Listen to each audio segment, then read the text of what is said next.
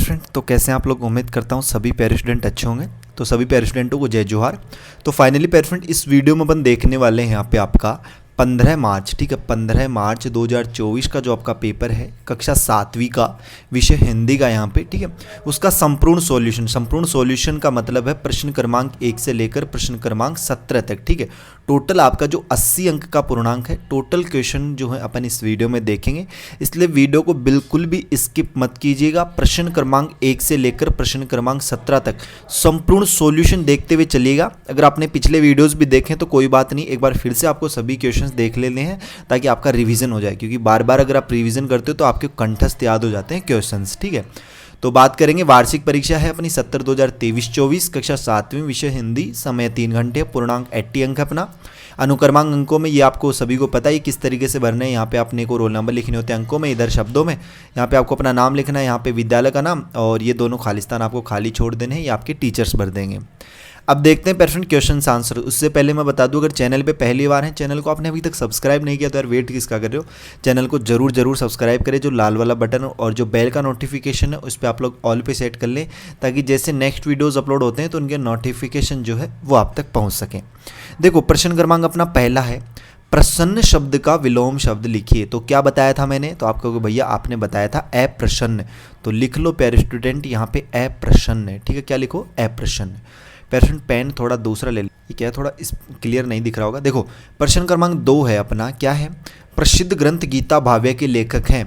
तो पेरेंट इसका right answer हो जाएगा आपका गए वाला।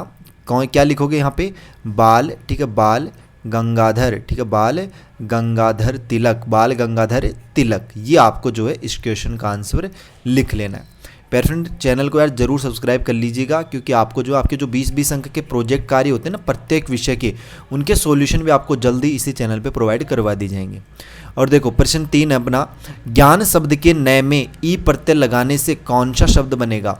ज्ञान में अगर ई लगा दोगे नय में तो ये ज्ञानी, ज्ञानी बन जाएगा अपना। ख वाला ऑप्शन कर लीजिए राइट आपका, ज्ञानी, ठीक है। क्या बनेगा प्यारे स्टूडेंट, ज्ञानी बनेगा अपना।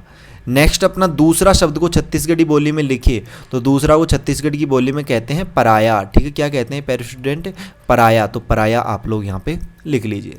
प्रश्न 5 है, न्योछावर या न्योछावर सही रूप छांट कर लिखिए। तो प्यारे स्टूडेंट इसका सही रूप हो जाएगा अपना न्योछावर, ठीक है, न्योछावर इस तरीके से।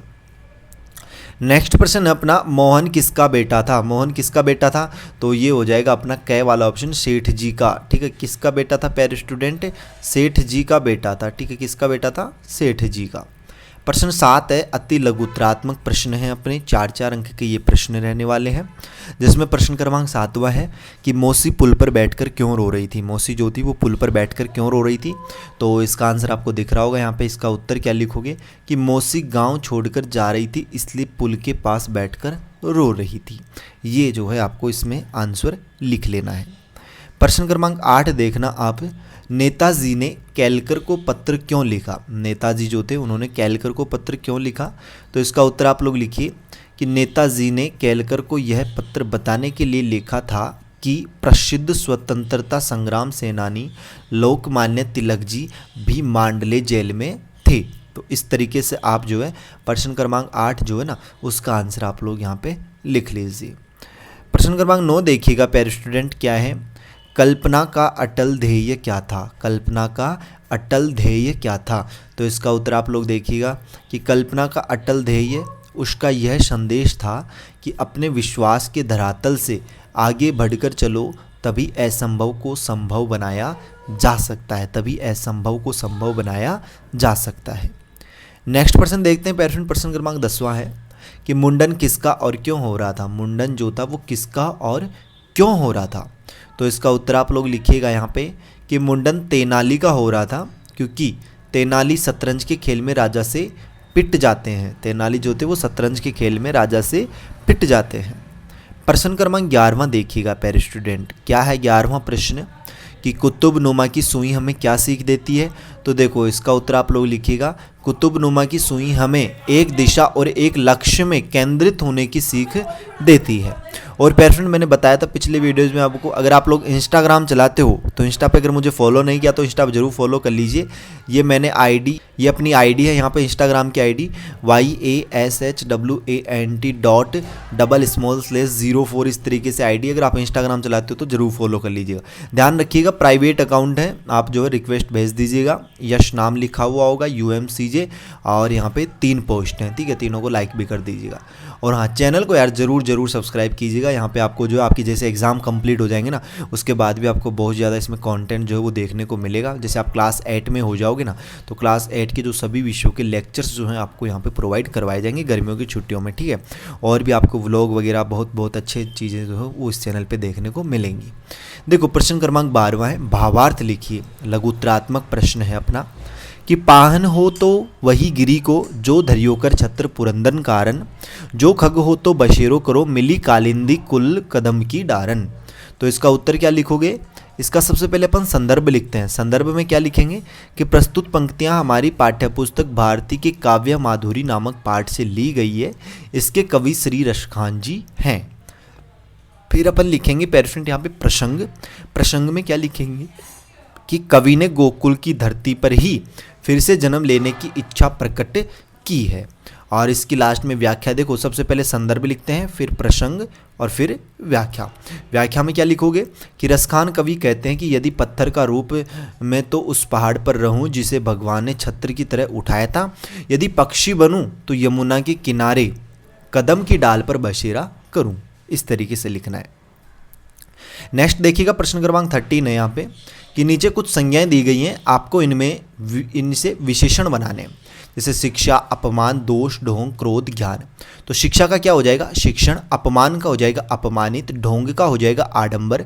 ज्ञान का हो जाएगा ज्ञानी।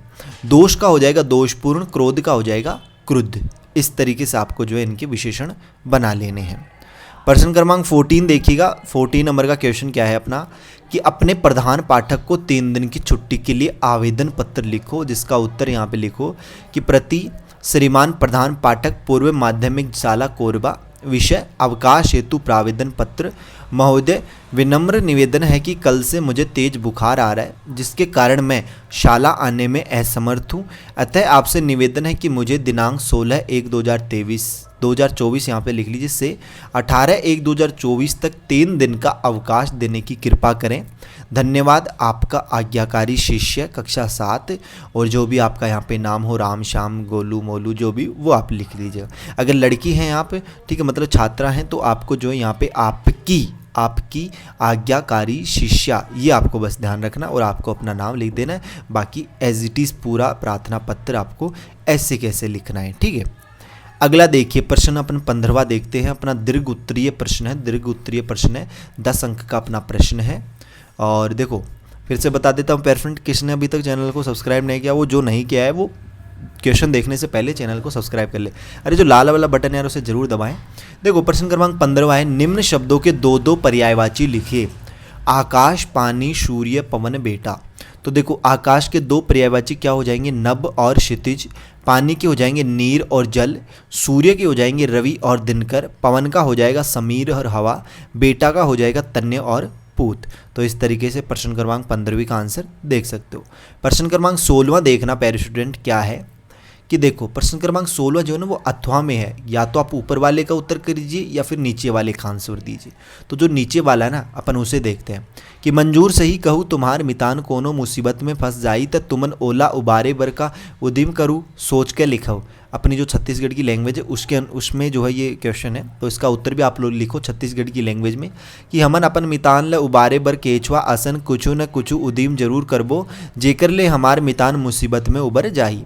इसका हिंदी मतलब है कि हम अपने मित्र को बचाने के लिए कछुए के जैसे कुछ न कुछ उपाय जरूर करेंगे, जिससे हमारा मित्र मुसीबत से बच जाए। अब देखते हैं पेरेंट अपना 17वां and last and final question है आपका कि प्रश्न 17वां है, भिखारिन कहानी का सारांश लिखिए अथवा अपनी साला के मुस्कान पुस्तकालय से पढ़ी हुई कोई एक कहानी लिखिए। तो देखिएगा अपन जो भिखारिन जो कहानी है ना उसका सारांश लिखते हैं, यहाँ पे देख सकते हो आप कि एक अंधी भिखारिन मंदिर के सामने रोज भीख मांगा करती और बदले में सबको दुआएं देती थी। जब वह वापस लौटती तो एक 10 वर्ष का बालक दौड़कर आ लिपटता। अंधी उसका माथा चूमती, उसे दुलारती। बच्चा किसका है, कहाँ से आया है, क्या कोई नहीं जानता था। अंधी उसे अपने बच्चे की तरह रखती थी। काशी में शेठ बनारसी दास बहान देशभक्त और धर्मात्मा के रूप में जाने जाते थे। वह जरूरतमंद लोगों को कर्ज देने और उनकी जमा पूंजी धरोहर के रूप में सुरक्षित रखने के लिए जाने जाते थे। अंधे भिखारी ने भिक्षा से प्राप्त बचे हुए रुपए सेठ जी के पास जमा कर दिए थे। लगभग 2 वर्ष बाद अंधी का बच्चा बीमार पड़ गया। अंधी सेठ जी के पास पैसे के लिए गई, परंतु काफ़ी निवेदन के बाद सेठ जी बनारसी दास ने पैसे देने से इनकार कर दिया और उसे बाहर निकाल दिया। वह सेठ जी को आशीर्वाद देती हुई वापस आ गई। बालक का स्वास्थ्य बिगड़ता जा रहा था। दूसरे दिन बालक को गोद में लेकर पुनः सेठ जी के पास गई। उसने प्रण कर लिया था कि जब तक पैसे नहीं मिलेंगे वह नहीं हटेगी। बनारसी दास बाहर आए। उसकी नज़र में उस बच्ची के चेहरे पर पड़ी। उसने अपने 5 साल पहले हुए बच्चे को पहचानते देर न लगी। उसने अंधी से बच्चा जबरन छीन लिया, ठीक है, ज़बरदस्ती छीन लिया और उसे बाहर निकाल दिया। फिर क्या किया, फिर सेठ जी ने बच्चे का उपचार कराया। जैसे ही बालक होश में आया तो वो अपनी माँ भिखारन को पुकारा। इधर उधर देखने पर प्रयास किया कि माँ के ना मिलने से वह फिर से बीमार पड़ गया। हार कर सेठ जी ने भिखारिन को बुलाया, तब कहीं जाकर बालक स्वस्थ हुआ। भिखारिन जब वापस लौटना चाही तो पश्चाताप करते हुए सेठ जी बनारसी दास ने उसे उनके रुपए की थैली लौटाना चाहा। भिखारिन ने यह कहते हुए मना कर दिया कि यह रुपए तो उसी बालक की जमा किए थे। इस प्रकार की एक अनमोल उपहार सेठ जी ने बनारसी दास को दी। तो इस तरीके से आप लोग जो है इस क्वेश्चन का आंसर यहाँ पे लिख सकते हो, ठीक। और अगर किसी भी क्वेश्चन में कोई डाउट रहा हो तो वो मुझे बता सकते हैं। बाकी आप कुछ भी पूछना चाहें तो कमेंट बॉक्स में ज़रूर बताइएगा। और हाँ, अगर अभी तक चैनल को सब्सक्राइब नहीं किया तो यार चैनल को ज़रूर सब्सक्राइब कीजिए। बेल का जो नोटिफिकेशन है उस पर आप लोग ऑल पे सेट कर लीजिए। और जो अपना टेलीग्राम ग्रुप है जिसका लिंक आपको वीडियो के डिस्क्रिप्शन बॉक्स में दिया गया है उसे भी ज़रूर ज्वाइन कीजिए। इसकी PDF आपको वहाँ पर प्रोवाइड करवा दी जाएगी। बाकी जो अपने दोस्तों के साथ ज़रूर शेयर कीजिए। और नेक्स्ट परीक्षा मतलब नेक्स्ट पेपर आपका किस सब्जेक्ट का है जल्दी से कमेंट बॉक्स में बताइए, ताकि उसकी वीडियो भी आपके लिए जल्दी से प्रोवाइड करवा दी जाए, ठीक है। तो जल्दी से कमेंट कर दीजिए नेक्स्ट वीडियो आपको कौन से सब्जेक्ट की चाहिए।